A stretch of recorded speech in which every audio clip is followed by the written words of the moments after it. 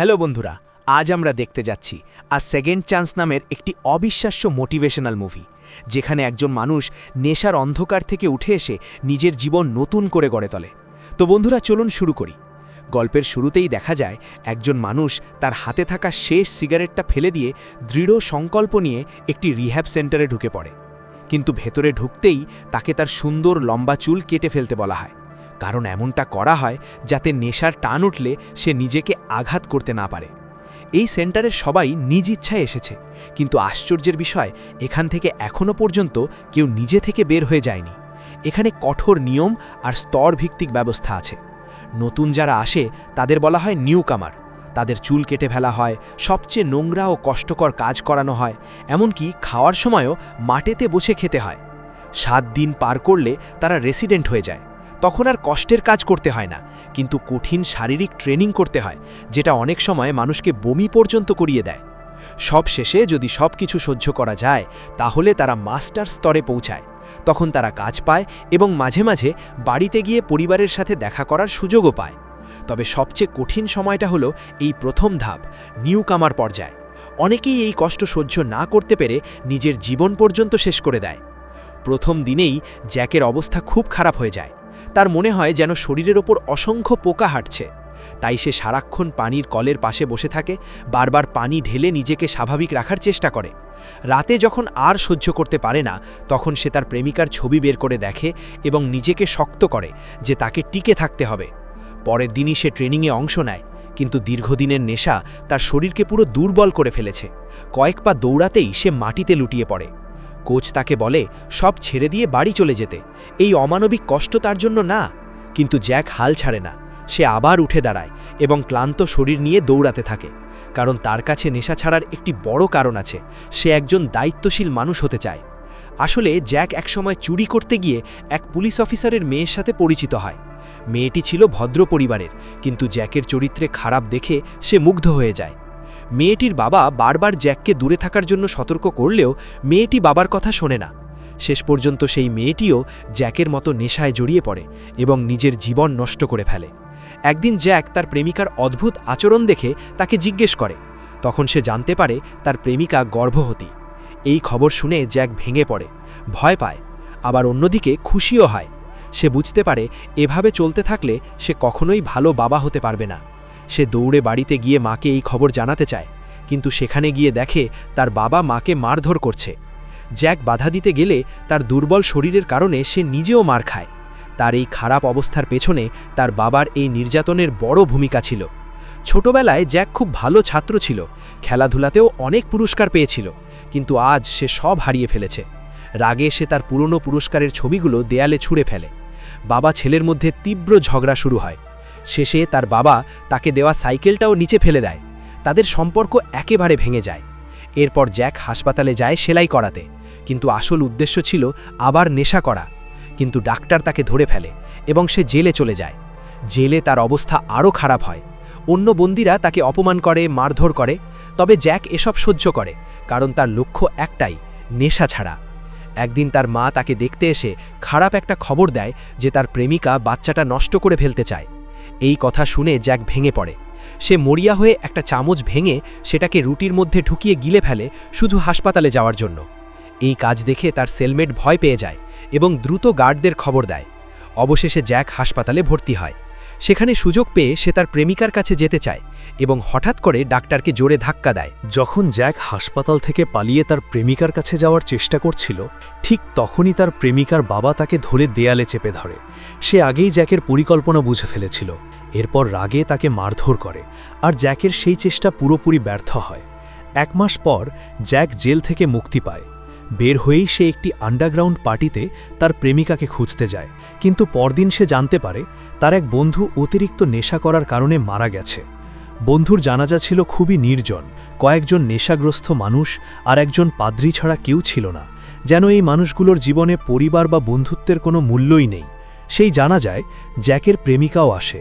Jack আস্তে করে তার প্রেমিকার পেট স্পর্শ করতে যায়, কিন্তু তার বাবার ধাক্কায় সে সরাসরি কবরের মধ্যে পড়ে যায়। প্রেমিকাও তখন কোনো অনুভূতি দেখায় না। সে জ্যাকের উপর থেকে পুরোপুরি আশা হারিয়ে ফেলেছে। এই ঘটনাটাই জ্যাককে ভেতর থেকে বদলে দেয়, কিন্তু নেশা ছাড়া এত সহজ নয়। তার শরীর কাঁপতে থাকে, ঠান্ডায় জমে যাওয়ার মতো অবস্থা হয়, এমনকি আত্মহত্যার চিন্তাও আসে। সৌভাগ্যবশত তার মা তাকে দেখে ফেলে এবং বাঁচিয়ে ফেলে। এবার হাসপাতালে নেওয়া হলে জ্যাক আর আগের মতো বিরক্তিকর রোগী ছিল না। সে সাহায্যের জন্য অসহায় এক মানুষে পরিণত হয়েছিল। ডাক্তার বুঝতে পারে তাকে বাঁচাতে হলে রিহ্যাব সেন্টারই একমাত্র উপায়, তাই তাকে আবার সেখানে পাঠানো হয়। শুরুর দিকে জ্যাক কাজ করতে খুব ধীরে ধীরে করত, এজন্য কোচ তাকে অনেক বকাঝকা করত। কিন্তু সময়ের সাথে সাথে সে বদলাতে শুরু করে। দৌড়ানোর সময় যেখানে আগে সে কাঁপত, এখন সে কোচের সাথেই পাল্লা দিয়ে দৌড়ায়। পুশ আপ যেখানে আগে 10টাও কষ্টে করতে পারত, এখন 100টা সহজেই করে ফেলে। তার এই পরিশ্রমের জন্য সে রেসিডেন্ট লেভেলে উঠে যায়। কোচ তাকে একটি সুইমিং পুলে কাজের সুযোগ করে দেয়। কিন্তু জ্যাক সাঁতার জানত না, তাই সে মালিকের কাছে সাঁতার শেখার ইচ্ছা প্রকাশ করে। তার জেদ আর প্রতিভা দেখে অল্প কয়েকদিনেই সে সব ধরনের সাঁতার শিখে ফেলে। একদিন সে একটি মদের বোতল দিয়ে এক ভবঘুরের কাছ থেকে একটি সাইকেল কিনে নেয়। ছোটবেলায় সাইকেল চালানোতেই সে সবচেয়ে বেশি পুরস্কার পেয়েছিল। এভাবেই তার জীবন ধীরে ধীরে গুছিয়ে উঠতে থাকে। সকালে দৌড়, বিকেলে সাইকেল চালানো আর সাঁতার, পুরোপুরি বদলে যায় সে।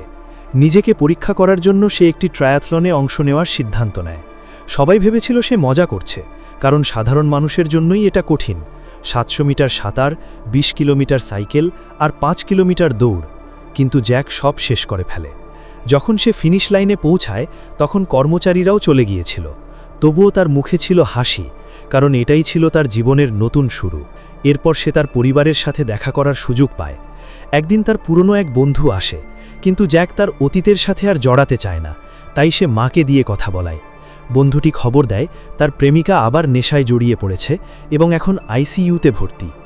জ্যাক নিজেকে বাঁচাতে পেরেছে, কিন্তু তার জীবনের সবচেয়ে প্রিয় মানুষটাকে হারাতে বসেছে। এই অনুভূতিতে সে ভেঙে পড়ে। হাসপাতালে গিয়ে সে দেখে করিডোরে একটি ছোট মেয়ে বসে আছে। সে কথা বলতে গেলে মেয়েটির দাদু অর্থাৎ পুলিশ অফিসার রাগ করে তাকে সরিয়ে নিয়ে যায়। জ্যাক বুঝতে পারে এটাই তার নিজের মেয়ে, কিন্তু সে এখনও বাবা হওয়ার যোগ্য নয়। পরবর্তীতে যখন সে আবার তার প্রেমিকাকে দেখতে যায়, তখন জানতে পারে সে মারা গেছে। এরপর থেকে জ্যাক তার ভালোবাসাকে শক্তিতে পরিণত করে, আরও কঠোর পরিশ্রম করতে থাকে। অবশেষে সে একটি বড় সাইকেল প্রতিযোগিতায় চ্যাম্পিয়ন হয়। তখন তাকে বলা হয় আমেরিকায় আরও কঠিন ট্রায়াথলন প্রতিযোগিতা হয়, যেখানে প্রতি বছর কয়েকজন প্রতিযোগী মারা যায়। এই কথায় তার ভেতরের আগুন আবার জ্বলে ওঠে। 4 বছরের নেশাগ্রস্ত জীবন থেকে উঠে এসে একজন চ্যাম্পিয়ন অ্যাথলিট হয়ে ওঠা জ্যাকের এই যাত্রা হাজারো মানুষকে অনুপ্রাণিত করে। 3 বছরের কঠোর অনুশীলনের পর সে অবশেষে আমেরিকার সেই ট্রায়াথলনে অংশ নেওয়ার সুযোগ পায়। কিন্তু সবকিছু ঠিকঠাক চলার সময় হঠাৎ একটি দুর্ঘটনা ঘটে। একটি গাড়ি তাকে ধাক্কা দেয়। হাসপাতালে নিয়ে গেলে ডাক্তার অজান্তেই তাকে এমন একটি ইনজেকশন দেয় যা নেশা জাতীয়। একজন সাবেক আসক্ত মানুষের জন্য এটা ছিল ভয়ঙ্কর। তার ভেতরে ঘুমিয়ে থাকা পুরনো নেশার দানব আবার জেগে ওঠে। মাত্র 2 মিলিগ্রাম সেই ইনজেকশনই জ্যাকের গত 3 বছরের সব পরিশ্রম এক মুহূর্তে ভেঙে দেয়। আবারও নেশার টান ফিরে আসে, আর তার সাথে শুরু হয় অসীম কষ্ট। মাঝে মাঝে হ্যালুসিনেশনের মতো সে দেখতে পায় ডাক্তার তাকে সাহস দিচ্ছে। ধীরে ধীরে জ্যাক নিজেকে সামলে নেয়, কিন্তু ডাক্তার জানায় তার পায়ের আঘাত পুরোপুরি ভালো হলেও সে শুধু হাঁটতে পারবে। দৌড়ানো তো দূরের কথা, ট্রায়াথলনে অংশ নেওয়া প্রায় অসম্ভব। এই কথা শুনে জ্যাক একসময় ভাগ্যের কাছে হার মানতে চায়। ঠিক তখনই তার জীবনে নতুন আলো হয়ে আসে তার প্রেমিকার বাবা। নিজের মেয়েকে হারানোর পর এই মানুষটি বুঝতে পারে তার নাতনির জন্য অন্তত বাবাকে দরকার। সে জ্যাকের জন্য আমেরিকায় প্রতিযোগিতায় যাওয়ার সব ব্যবস্থা করে দেয়, পাসপোর্ট, যাতায়াত, সব কিছু। জ্যাকের পরিবর্তন দেখে তার প্রতি ঘৃণাও ধীরে ধীরে মুছে যায়, আর সে তাকে গ্রহণ করে। আবার শুরু হয় জ্যাকের লড়াই। আঘাত নিয়েই সে ট্রেনিং শুরু করে, বারবার পড়ে যায়, আবার উঠে দাঁড়ায়। একসময় সে লাঠি ছুঁড়ে ফেলে দিয়ে নিজেই দৌড়াতে শুরু করে। পুরো 1 বছরের কঠোর অনুশীলনের পর সে অনেকটাই সুস্থ হয়ে ওঠে। তবুও প্রেমিকার বাবা তাকে সাবধান করে, এই প্রতিযোগিতা খুবই কঠিন, তার জন্য ঝুঁকি অনেক বেশি। কিন্তু জ্যাক জানে সবচেয়ে বড় যুদ্ধটা এখনও বাকি, সেটা তার নিজের ভেতরের দুর্বলতার বিরুদ্ধে। প্রতিযোগিতার শুরুর কয়েকদিন আগে জানা যায় নিয়ম পরিবর্তন হয়েছে। আগের চেয়ে 3 গুণ বড় করা হয়েছে রেস। এবার তাকে 8 কিলোমিটার সাঁতার, 360 কিলোমিটার সাইকেল চালানো এবং 84 কিলোমিটার দৌড়াতে হবে। এই সিদ্ধান্তে জ্যাক আর তার কোচ দুজনেই ক্ষুব্ধ হয়। কিন্তু সামনে শুধু 2টি পথ, অংশ নেওয়া অথবা সরে দাঁড়ানো। শেষ পর্যন্ত রিক লড়াই চালিয়ে যাওয়ার সিদ্ধান্ত নেয়। রেস শুরু হয়। জ্যাক সর্বশক্তি দিয়ে প্রথম ধাপ শেষ করে, কিন্তু তখন সে 10 মিনিট পিছিয়ে পড়ে। কোচ তাকে সাহায্যের কথা জিজ্ঞেস করলে সে কিছু না বলেই সাইকেল নিয়ে দ্বিতীয় ধাপে চলে যায়। সাইকেল চালানো ছিল তার সবচেয়ে শক্তিশালী দিক। সে দ্রুত গতি বাড়িয়ে সবাইকে পেছনে ফেলে দেয়। এরপর আসে শেষ ধাপ, 84 কিলোমিটার দৌড়। এ সময় তার শরীর একেবারে ভেঙে পড়ে। তীব্র ব্যথায় সে থেমে যায়। জুতো খুলে দেখে তার পা রক্তাক্ত, চামড়া উঠে গেছে। সে কোচের কাছ থেকে একটি ছুরি নিয়ে জুতোর সামনের অংশ কেটে ফেলে, তারপর খুঁড়িয়ে খুঁড়িয়ে আবার দৌড়াতে শুরু করে। ফিনিশ লাইন তখন খুব কাছে। হঠাৎ সে যেন আবার ফিরে যায় তার পুরনো জীবনে। সে দেখতে পায় তার সেই বন্ধু যে নেশার কারণে মারা গিয়েছিল। চারপাশে আরও অনেক নেশাগ্রস্ত মানুষ যেন জীবন্ত লাশের মতো তার দিকে এগিয়ে আসছে। সে ভয় পেয়ে যায়, পালাতে চায়। ঠিক তখনই সে তার প্রেমিকাকে দেখতে পায়। তাকে জড়িয়ে ধরতে যায়, কিন্তু বুঝতে পারে সে আর বেঁচে নেই। এমন সময় তার সবচেয়ে বড় শত্রু সামনে আসে, তার নিজের নেশার আসক্তি। সে যেন একজন মানুষের রূপ নিয়ে জ্যাককে আঘাত করতে থাকে, বলে সে কখনোই এই নেশা থেকে মুক্তি পাবে না। জ্যাক মাটিতে পড়ে যায়। ঠিক তখনই সে তার মেয়েকে দেখতে পায়, যেন সে তাকে সামনে এগিয়ে যেতে বলছে। হঠাৎই জ্যাক সাহস ফিরে পায়। সে সেই দানবের আক্রমণ থামিয়ে দেয় এবং এক শক্ত ঘুষিতে সব ভ্রম ভেঙে দেয়। বাস্তবে ফিরে এসে সে দেখে ফিনিশ লাইনের কাছে অনেক মানুষ দাঁড়িয়ে তাকে উৎসাহ দিচ্ছে। সবাই এর চিৎকার আর ভালোবাসার মধ্যে দিয়ে জ্যাক শেষে ফিনিশ লাইন পার হয়। সে হয়ে ওঠে সেই প্রতিযোগিতার প্রথম বিজয়ী। এই গল্পের নায়ক তার কাজের মাধ্যমেই আমাদের একটা বড় শিক্ষা দেয়। যখন তুমি দৌড় শুরু করো, পরিবর্তন তখনই নীরবে শুরু হয়ে যায়। আর যখন তুমি সাহস নিয়ে ফিনিশ লাইনে পৌঁছে যাও, তখন জয় বা পরাজয় যাই হোক না কেন, তুমি আগেই জিতে গেছো। আসলে আমরা যখন পুরো শক্তি দিয়ে কোনো পাহাড়ে উঠতে যাই, তখন শেষে বুঝতে পারি সবচেয়ে কঠিন যে পাহাড়টা পার হতে হয় সেটা বাইরে নয়, সেটা হলো নিজের ভেতরের দুর্বলতা। তো বন্ধুরা, ভিডিওটা কেমন লেগেছে অবশ্যই কমেন্ট করে বলবা। যদি ভালো লেগে থাকে একটা লাইক দিয়ে চ্যানেলটি সাবস্ক্রাইব করে পাশে থাকো। দেখা হচ্ছে অন্য কোনো ভিডিওতে। ততক্ষণ পর্যন্ত সুস্থ থাকো, ভালো থাকো। আল্লাহ হাফেজ।